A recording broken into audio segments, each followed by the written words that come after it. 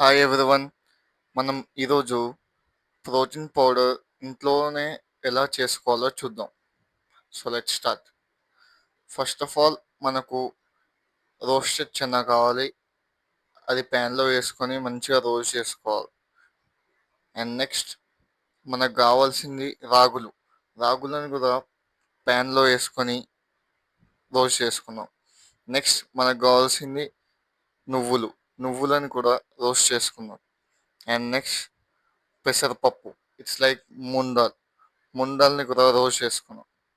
And లాస్ట్కి వచ్చేసరికి మనకు పీనట్స్ పీనట్స్ పల్లీలు, వాటిని కూడా రోస్ట్.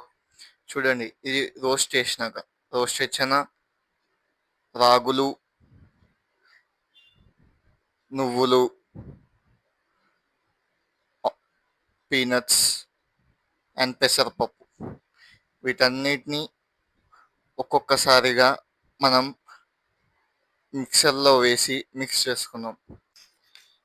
ఇవన్నీ మిక్స్ అయినాక మంచిగా ఒక ప్యాన్లో తీసుకొని అన్ని పొడులని కలిపేసి తర్వాత బెల్లంని కూడా మిక్సీ చేయండి.